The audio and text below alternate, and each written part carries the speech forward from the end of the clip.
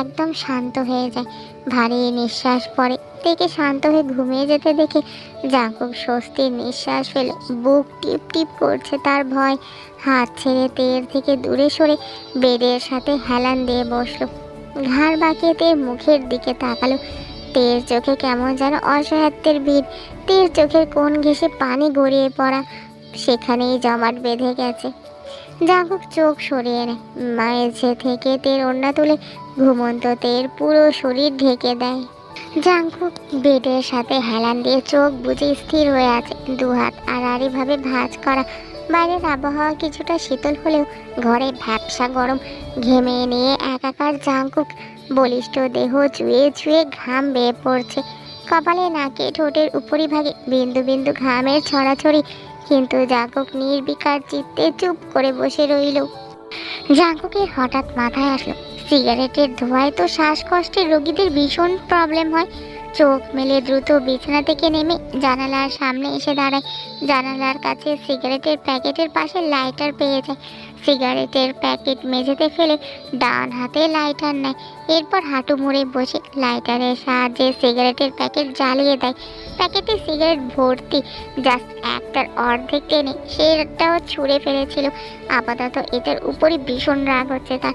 ঘাড় বাঁকিয়ে তের দিকে তাকায় একবার, এরপর পুড়তে থাকা সিগারেটের প্যাকেটের দিকে তাকালেই ধোঁয়া উঠতে দেখে ও শিট বলে বাম হাতে জ্বলন্ত আগুন চেপে নিভিয়ে দেয়। ধোঁয়া ছড়িয়ে যাওয়ার আগে সদ্য নেভানো আগুনের ন্যায় গরম আধ পোড়া সিগারেটের প্যাকেটটি ডান হাত তুলে দাঁড়ায় জাঙ্কুক। বা হাতে জানালা খুলে সেই সিগারেটের প্যাকেট ছুঁড়ে ফেললো।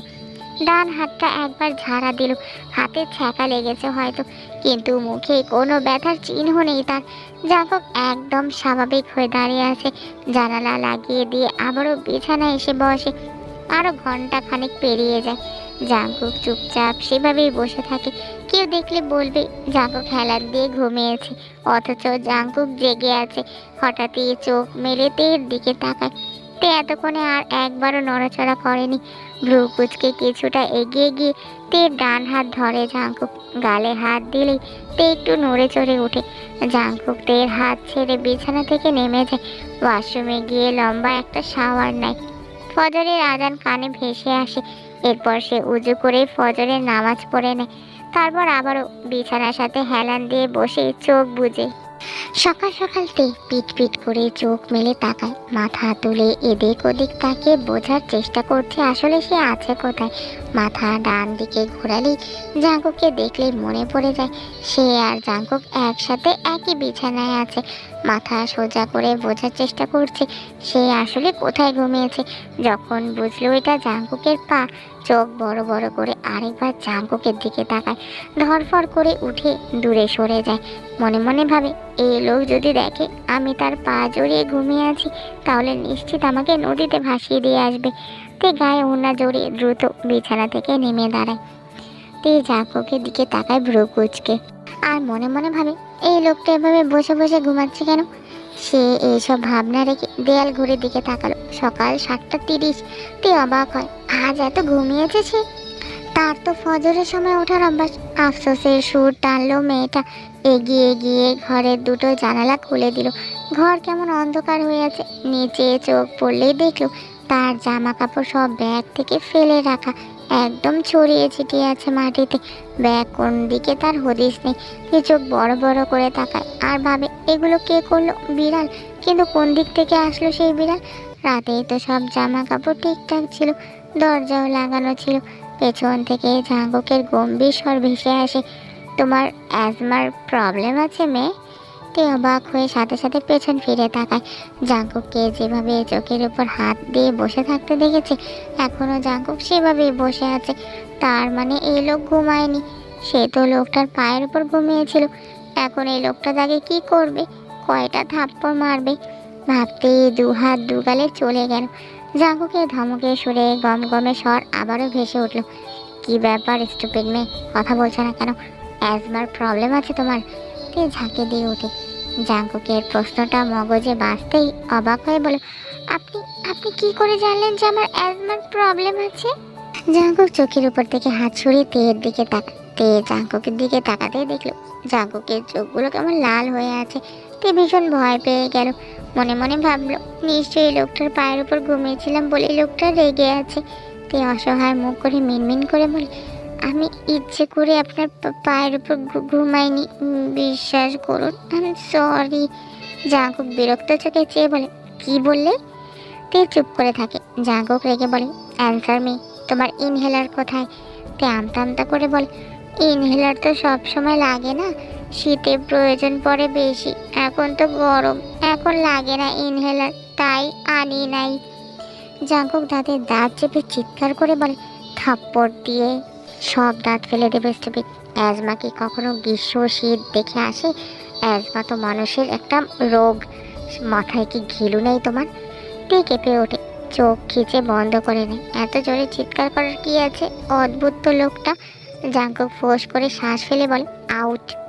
তে ভ্রু কুচকে তাকায় জাঙ্কুকের দিকে, চোখ দুটো অস্বাভাবিক লাল। জাঙ্কুকে সাহস করে বলে, আপনার কি জ্বর এসেছে? জাঙ্কুক বিরক্ত হয়ে বলে, বের হয় ঘর থেকে এক্ষুনি। তে ভীষণ রাগ লাগলো। মনে মনে ভাবলো, আমি তো ভালোর জন্য জিজ্ঞেস করলাম, আর এই লোকটা শুধু শুধু চিৎকার করছে। নিচু হয়েতে তার সকল কাপড় জমা করে পাশের একটা র্যাকে রেখে বলল, আমার কাপড়ের অবস্থা এমন কে করেছে আপনি কি জানেন? জাঙ্কুক দাঁতের দাঁত চেপে বলে, যেতে বলেছি আমি। তে বিরক্ত হয়, কিছুই বলে না, এগিয়ে যায় দরজার দিকে। একবার জাঙ্কুকের দিকে তাকালে দেখলো জাঙ্কুক ঘেমে প্রায় ভিজে গিয়েছে। তে জিভ দিয়ে ঠোঁট ভিজিয়ে বলে, ফ্যান এসি জানালা সব বন্ধ করে দিয়ে ঘেমে ঘেমে মাথা গরম করে ফেলেছেন, বুঝেছি, ফ্যান ছেড়ে দিব। জাঙ্কুক চোখ মেলে তাকায়। তের দিকে শান্ত চোখে চেয়ে ঠান্ডা গলায় বলে, দরজা চাপিয়ে দিয়ে যাও, গো ফাস্ট। তে জাঙ্কুকের দিকে অদ্ভুতভাবে তাকায়। এই লোকের হয়তো জ্বর এসেছে, কিন্তু জ্বর আসলে তো মানুষের ঠান্ডা লাগে, আর এই লোকটা ঘামছে। ভাবনার মাঝে জাঙ্কুককে বিছানা থেকে নামতে দেখলে তে দ্রুত বলে, যাচ্ছি যাচ্ছি, আপনাকে বের করে দিতে হবে না। কথাটা বলেই এক দরে ঘর থেকে বেরিয়ে যায় তে। জাঙ্কুক ওয়াশরুমে গিয়ে আরেকবার শাওয়ার নেয়। এরপর ওয়াশরুম থেকে বেরিয়ে দরজা চাপে জানালা বন্ধ করে এসে ছেড়ে দেয়। এরপর একটা ওষুধ খেয়ে উল্টো হয়ে শুয়ে চোখ বুজে ডান হাতে 2 আঙ্গুলের সাহায্যে কয়েকবার কপাল ম্যাসাজ করে। তে সুগার মায়ের ঘরে এসে কাজা নামাজ পড়ে নেয়। কিছুক্ষণ পর সুগার মা তার ঘরে এসে তের হাতে কফি দিয়ে বলে, জাঙ্কুককে দিয়ে আয়। তে মাথা নাড়িয়ে বলে, ফুপি, তোমার ভাতিজাই আমাকে বের করে দিল রুম থেকে, আমি আর যাব না। সুগার মা কোনো কথা শুনলেন না, জোর করে তের হাতে কফি ধরিয়ে দিয়ে বলল, কফিটা শুধু দিয়ে আসবি যা। তে বুঝলো তাকেই যেতে হবে, নয়তো সুগার মা তাকে ছাড়বেই না।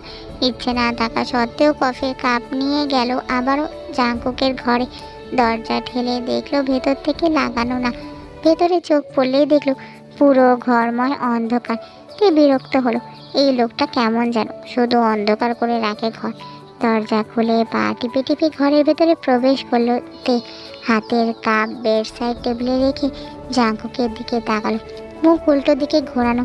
তে বেডের এক পাশ থেকে ওপাশে যায়, ভাবছে লোকটা ঘুমিয়েছে নাকি তখনকার মতোই জেগে স্ট্যাচু হয়ে আছে।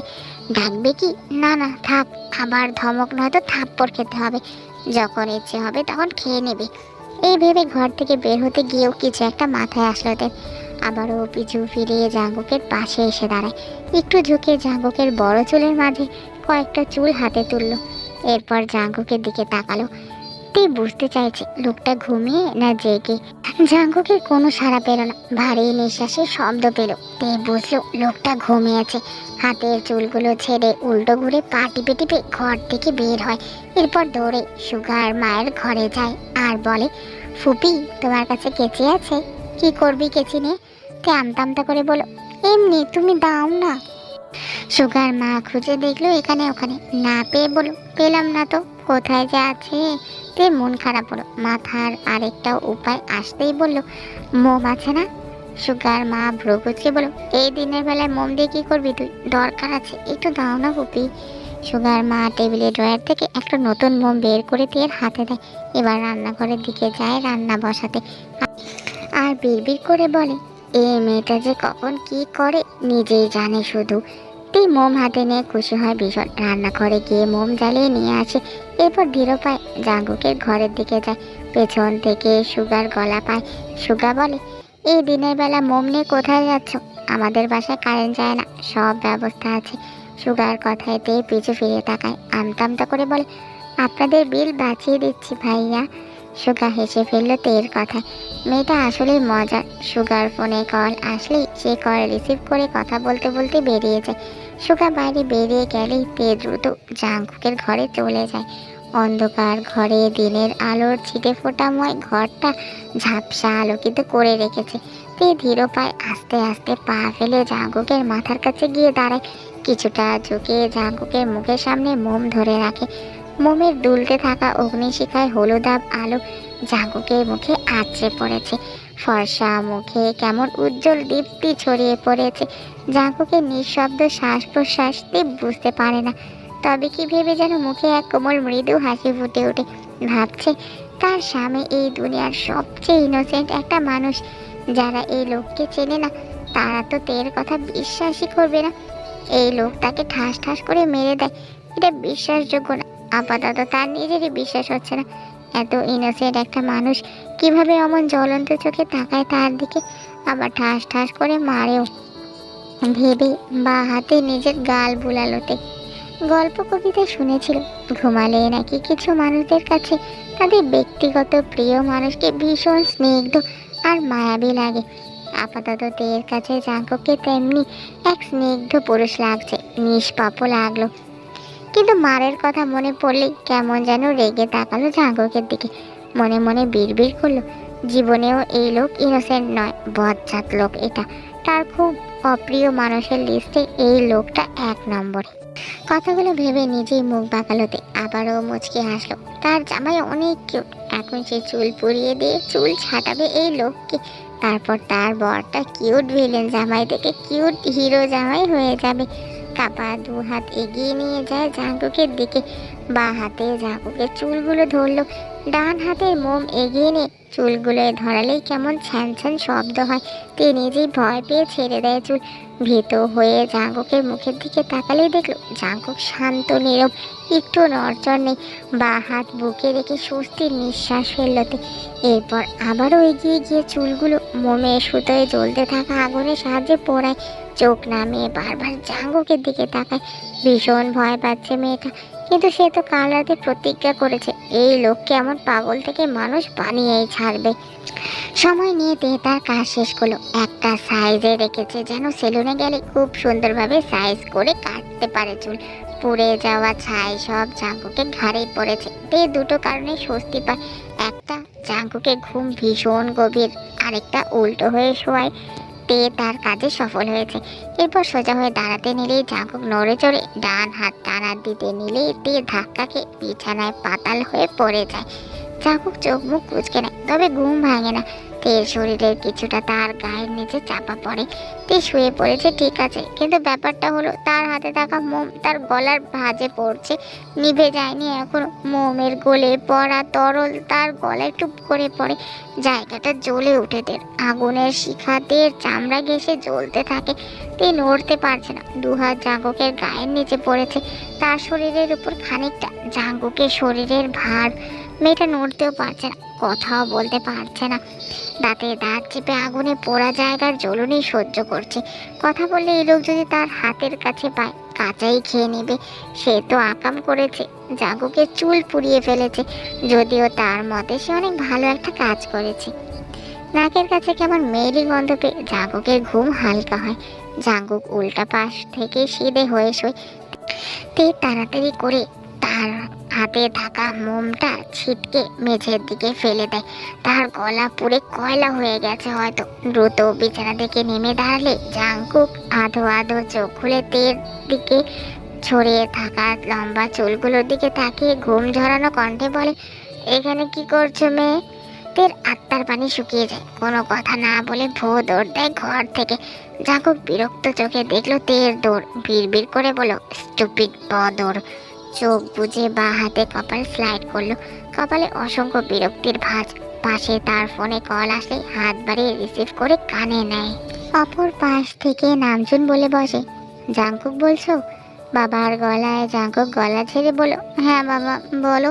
তোমার সকালে এখানে এসে মিটিংয়ে অ্যাটেন্ড করার কথা ছিল, কোথায় তুমি জাঙ্কুক? জাঙ্কুক ফোঁস করে শ্বাস ফেলে বলে, তুমি ম্যানেজ করে নাও বাবা। নিয়েছি, কিন্তু তুমি কখন আসবে? বিকালের আগে আসা ট্রাই করো, আর্জেন্ট। ওকে বাবা। বলেই কলটা কেটে দিল। মেজাজ তার খারাপ লাগছে। সারা রাত না ঘুমিয়ে এখন একটু ঘুমিয়েছিল, আর এই স্টুপিড বাদরটা এসে তাও ভেস্তে দিল। এই মেয়েটাকে জাস্ট নেওয়া যায় না। আর কিছুক্ষণ চুপচাপ শুয়ে ঘুমানোর চেষ্টা করলো জাঙ্কুক। না, আর ঘুম আসবে না। ঘুমগুলো আবারও পালিয়েছে। বিরক্তির নিঃশ্বাস ফেলে বিছানা থেকে নেমে দাঁড়ায় জাঙ্কুক। ঘাড় ঝেড়ে ঝরঝর করে কেমন ধুলোর মতো কিছু পড়ছে মনে হলো। হাত বাড়িয়ে ঘাড় ঝেড়ে ফেলে। এগিয়ে গিয়ে ঘরের লাইট জ্বালিয়ে আয়নার সামনে দাঁড়ায়। আয়নায় নিজের প্রতিবিম্ব দেখে জাঙ্কুক স্তব্ধ হয়ে যায়। স্থির চোখে নিজের দিকে তাকিয়ে থাকে। চোয়াল শক্ত হয়ে যায়। চোখ জোড়া থেকে যেন গরম লাভার মতো ধোঁয়া বেরিয়ে আসছে। চোখ বুজে দুহাত মুষ্টিবদ্ধ করে নেয় জাঙ্কুক রাগে। শ্বাস প্রশ্বাসের গতি বাড়ছে। মনে পড়ল একটু আগে তে তার ঘরে এসেছিল। খুব ভালো করে বুঝেছে এই কাজটা এই মেয়ের। দু পা পিছিয়ে আসে। রাগে আয়নায় জোরে একটা লাথি বসায়। কাঁচ ভেঙে টুকরো টুকরো হয়ে ঝরে পড়ে। জাঙ্কুক পায়চারি করে এপাশ ওপাশ। এগিয়ে গিয়ে বেড সাইডে টেবিল থেকে কফির মগ নিয়ে ছুঁড়ে ফেলে। আবারও খানিকটা পায়চারি করে। তীব্র রাগে শরীর কাঁপছে। চিৎকার করে বলে, stupid girl, I swear I will just kill you. আমার চুল তুমি পুড়িয়ে দিয়েছো। কি করেছো কি আমার এই সিল্কি সুন্দর চুলের? আমি তোমাকে ছাড়ব না। এরপর গায়ে একটা শার্ট জড়িয়ে হন হন করে অত্যন্ত দৃঢ় পা ফেলে ঘর থেকে বেরিয়ে যায়। উদ্দেশ্য সেলুন, সাথে তে। জাঙ্কুক সেলুন থেকে চুল কেটে ফিরেছে। ডাইনিংয়ে দাঁড়িয়ে আছে গম্ভীর মুখে। চোখ ঘুরিয়ে খুঁজছে তেকে। রান্নাঘর থেকে আওয়াজ পেয়ে সেদিকে পা বাড়ায়। পায়ের গতি দ্রুত। রান্নাঘরেতে উল্টো দিক হয়ে জাঙ্কুকের ফুপির সাথে কথা বলায় ব্যস্ত। যদিও একটু পরপর পেছন ফিরে দেখছে জাঙ্কুক আসছে কিনা। কার কথা হলো ফুপির সামনে, এই লোক কিছুই করতে পারবে না। জাঙ্কুকের ফুপি রান্নাঘরের দরজা থেকে চেয়ে বসে তরকারি কাটছে আর তের সাথে টুকটাক কথা বলছে। সামনে চোখে পড়লেই মাথা উঁচু করে তাকায় জাঙ্কুকের ফুপি। ভদ্রমহিলা কিছু বলতে চাচ্ছিলেন, তার আগেই জাঙ্কুকের চুলের অবস্থা দেখে চুপ হয়ে গেল। জাঙ্কুক নিজে চুল কাটবে এটা অসম্ভব। এই নিয়ে জাঙ্কুকের মায়ের সাথে কত কথা কাটাকাটি হয়েছে, কিন্তু জাঙ্কুক সে তার মতোই থাকে। কারো কথাই সে শুনে না। তার যা মনে হয় সেটাই করে। তাকে হঠাৎ এভাবে দেখে ভদ্রমহিলা ভূত দেখার মতো চমকানো দৃষ্টিতে তাকিয়ে আছে। তে জাঙ্কুকের ফুপির এমন অবাক হওয়ার দৃষ্টি জোড়া দেখে নিজে অবাক হয়। কি আছে তার পেছনে? সে নিজেও পেছনে ফেরার আগে কেউ তাকে ঝট করে কোলে তুলে নিল। তে চিৎকার দিল। জাঙ্কুক গট গট পায়ে তার ঘরের দিকে যায় তেকে কোলে নিয়ে। জাঙ্কুকের ফুপি বোধহয় বুঝেছে কাহিনী। জাঙ্কুকের ফুপি দ্রুত উঠে পড়লেন। জাঙ্কুকের ঘরের দিকে যেতে যেতে বললেন, জাঙ্কুক বাবা, কিছু বলিস না মেয়েটাকে, ও না বুঝে করেছে। জাঙ্কুক কিছুই বলল না। তার ঘরে গিয়ে পা দিয়ে ঠাস করে দরজা লাগিয়ে দিল। তে জাঙ্কুকের কোলেই ছটপট করছে। জাঙ্কুক থেকে ঠাস করে বিছানায় ফেলে সে হাঁটু মুড়ে বসলো। তে ভীত চোখে জাঙ্কুককে দু হাতে ঠেলে সরাতে চায়, তবে জাঙ্কুক তের দুহাত তার বাম হাতের মুঠোয় নিয়ে পেছনে চেপে রাখে। তের গালে ডান হাত চেপে রাগান্বিত চেহারা দাঁতের দাঁত পিষে বলে, কোথায় পেয়েছো এত সাহস? স্টুপিড, কথা বলো। তে কেঁপে ওঠে আর চোখে একটু তাকায়। তারপর চোখ নামিয়ে মিনমিন করে বলে, আমি মানুষ বানিয়েছি আপনাকে। এখন দেখুন তো কি সুন্দর লাগছে। আগে আপনার মাথা মিনি আফ্রিকার জঙ্গল লাগতো, বুঝলেন? জাঙ্কুক তের গাল আরো শক্ত হাতে চেপে ধরে। তের এমন কথা শুনে তে ভীষণ ব্যথা পায়। মৃদু আর্তনাদ করে। জাঙ্কুক সেভাবেই বসা থেকে উঠতে নিলে তে ভয়ে নিজের শরীর ছেড়ে দেয়। ফলস্বরূপ খাটের কোণা থেকে নিচে পড়তে নিলে জাঙ্কুক দ্রুত তেকে তার সাথে আগলে নেয়। বিচলিত হয়। তের গালে হাত দিয়ে চিন্তিত কণ্ঠে বলে, হে গার্ল, কি হলো তোমার? জাঙ্কুকের কাল রাতের কথা মনে পড়তেই চোখ মুখে কেমন ভীতি ছড়িয়ে পড়ে। বা হাতে দেখে নিজের সাথে আগলে ধরে ডান পকেট থেকে ফোন বের করে দ্রুত কল করে কাউকে। ওপাশ থেকে কেউ একজন বলে বসে, কেমন আছেন জাঙ্কুক ভাইজান? জাঙ্কুক বোধহয় বিরক্ত হলো। ছোট করে বলো, ভালো আছি। তোমার বাবাকে পাঠাও, টাইম 2 মিনিট। ওপাশ থেকে ছেলেটা বলল, আপনি সুগা ভাইদের বাড়ি এসেছেন? এত কথা শুনে জাঙ্কুকের ইচ্ছে করলো এই ছেলের কানের গোড়ায় কষিয়ে একটা থাপ্পড় দিতে। ধমক দিয়ে বলল, না আসলে তোমার বাবাকে কেন আসতে বলছি? তোমার বাবাকে জাস্ট 2 মিনিটে এখানে দেখতে চাই আমি। ছেলেটা তখন বলল, বাবা তো বাথরুমে গেল, বের হলে বলছি। হোয়াট? এক্ষুনি বের করো তাকে, ইটস আর্জেন্ট। ওপাশে ছেলেটা মাথা চুলকালো, ভাবছে বাথরুম না করে এসে কিভাবে বের কর। কার বাবাকে? গ্রামের একখানা ভালো ডাক্তার তার বাবা, তাই সবাই তার বাবাকে একটু বাথরুমটাও সারতে দেয় না ঠিক করে। জাঙ্কুক কোনো সাড়া না পেয়ে গম গম স্বরে ধমক দিয়ে বলে, কথা বলছে না কেন? কোথায় তোমার বাবা? এত জোরে ধমক খেয়ে ওপাশে 13 বছরের ছেলেটা লাফ দিয়ে উঠে এপাশে জাঙ্কুকের বুকে মাথা রাখাতে কেঁপে উঠে। জাঙ্কুক ফোঁস করে শ্বাস ফেলে ঘাড় বাঁকিয়ে তের দিকে তাকায়। তীক্ষ্ণ চোখে কিছুক্ষণ তের দিকে চেয়ে গম্ভীর স্বরে বলে, তোমার বাবাকে প্রয়োজন নেই। ছেলেটা ওপাশ থেকে বলে বসলো, ভাইজান আপনি রাগ করলেন, বাবা বের হলেই। জাঙ্কুক কল কেটে দেয়, ডান হাতে ফোন মুঠো করে শক্ত করে ধরে, আগুনের ফুলকি নেয় জ্বলন্ত চোখে তের দিকে চেয়ে আছে। রাগে তার হাতে থাকা ফোন ছুঁড়ে ফেললো, চোখ বুজে শ্বাস ফেললো। একটু আগেও এত রাগেনি যতটা এখন রেগেছে। শরীর মৃদু কাঁপছে রাগের চোটে। ডান হাত মুষ্টিবদ্ধ করে ঘন ঘন শব্দ করে শ্বাস ফেলছে। তে ঢোক গিল, এই লোক এমন স্ট্যাচু হয়ে আছে কেন? আজকে শুধু বেঁচে যাক, আর জীবনেও এই লোকের পিছে লাগবে না, অ্যাক্টিংও করবে না। কিন্তু এর কি হলো? তাকে শুয়ে দিয়ে চলে গেলেই তো হয়। এই লোকটার শরীর এত গরম কেন? তের গরম লাগছে, আবার কেমন কেমন অনুভূতিও নাড়া দিচ্ছে। বারবার ভীতি ঢোক গিলল। জাঙ্কুক হঠাৎই তেকে ঝটকা মেরে তার থেকে দূরে সরিয়ে সর্বশক্তি দিয়ে তের ডান গালে থাপ্পড় মারে। মেয়েটা খাট থেকে ঠাস করে পড়ে যায়। বেড সাইড টেবিলের কোণার সাথে কপালের ধাক্কা লাগে। জাঙ্কুক থেকে ঝটকা মেরে মেঝে থেকে তুলে হুঙ্কার ছেড়ে বলে, আইমে অ্যাক্টিং করছিলি আমার সাথে? তোর জন্য আমার ঘাম ছুটিয়ে অ্যাক্টর হওয়ার প্র্যাকটিস করছিলি? কথাটা বলেই জাঙ্কুক ডান গালে আগের চেয়েও শক্তি খাটিয়ে আরেকটা থাপ্পড় মেরে দেয়। তে আবারও উল্টো হয়ে পড়ে যায় মাটিতে। জাঙ্কুক জ্বলন্ত চোখে তের ছড়ানো চুলগুলোর দিকে তাকায়। তের পাশের বেডসাইড টেবিলে জোরে সোরে একটা লাথি দিয়ে হন হন করে বেরিয়ে যায় ঘর থেকে। তের মাথা ঝিমঝিম করছে, চারিদিকে কেমন অন্ধকার দেখছে। মেঝের সাথে মুখ ঢেকে ফুপিয়ে কেঁদে ওঠে। কিছুই বলল না। জাঙ্কুক দরজা খুলে বেরিয়ে যাওয়ার সাথে সাথে তার ফুপি ঘরের ভেতর আসে। তেকে মেঝেতে এভাবে উপর হয়ে পড়ে থাকতে দেখে দ্রুত পায়ে এগিয়ে আসে। এরপর তেকে টেনে তুলে মেয়েটার অবস্থা দেখে কেমন আটকে ওঠে। ঠোঁটের কোণ বেয়ে রক্ত গড়িয়ে পড়ছে, ফর্সা গাল মনে হচ্ছে ছিঁড়ে গিয়েছে। জাঙ্কুকের ফুপি কি বলবে বুঝলো না। জাঙ্কুক মেয়েটাকে এভাবে মারে নাকি? তে যে বাচ্চামি করে এটা তো জাঙ্কুকের ফুপি আগে থেকেই জানে, আর জাঙ্কুকের রাগও জানে। কিন্তু এভাবে মারার ব্যাপারে তার মনটা কেমন বিষিয়ে উঠল। তেকে ধরে ধরে বিছানায় বসালেই তে নিজেই এক কোণায় গিয়ে শুয়ে পড়ে, একটা কথাও বলে না। সুগার মা অবাক হয়, তের দিকে এগিয়ে গিয়ে বলে, মা জানিস তো জাঙ্কুক রাগে, কেন ওর পেছনে লাগতে গেলি তুই? তের চোখ থেকে বাঁধ ভাঙা অশ্রু গড়িয়ে পড়ে, ভাঙা গলায় বলে, আর লাগবো না ফুপি। সুগার মা তের মাথায় হাত বুলিয়ে বলে, একটু উঠে পড়, মলম লাগালে ঠিক হয়ে যাবে। তুই দাঁড়া, আমি সুগাকে আনতে বলছি। ঘরে মনে হয় নেই ছেলেটা। তুই কিছুই বলো না, বাম কাত হয়ে শুয়ে চোখ বুজে রইল। চোখের পানিতে বালিশ ভিজিয়ে ফেলেছে। জাঙ্কুক প্রায় অনেক দিন হলো একদম মারে না তাকে। সে এর মাঝে কত দুষ্টুমি করলো, কই একবারও তো মারে নেই।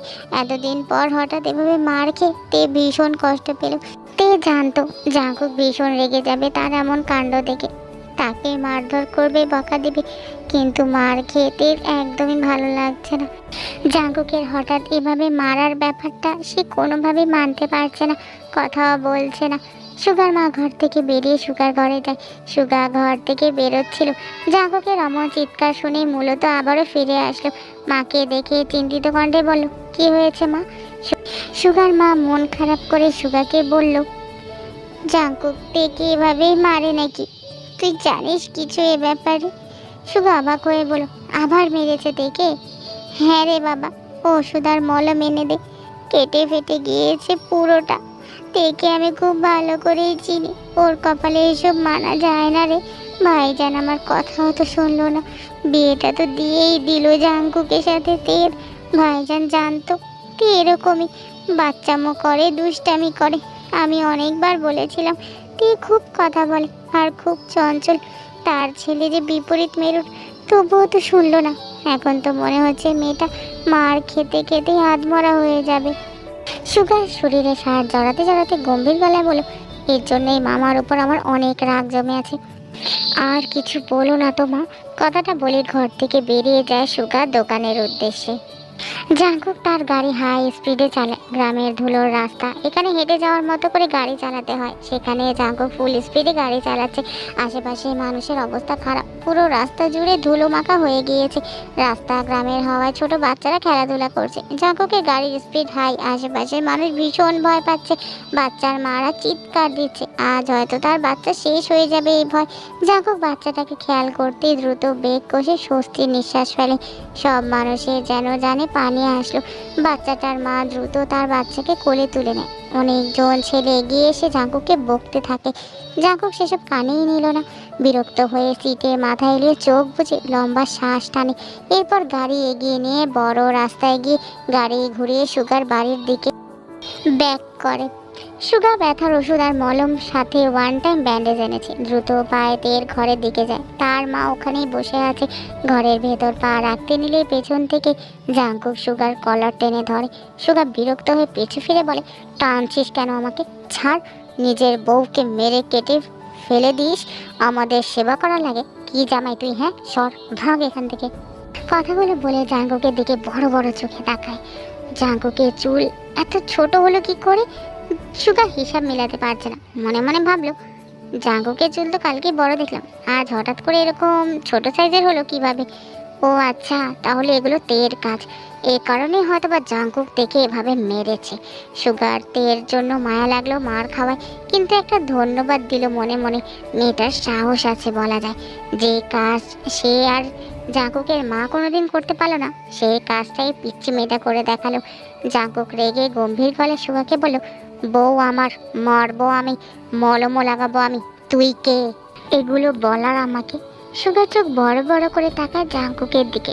মনে মনে ভাবে, একদিনে এত চেঞ্জ হয়ে গেল ছেলেটা। এটা তো জাঙ্কুকই, কিন্তু কথাগুলো এমন অপরিচিত লাগছে কেন?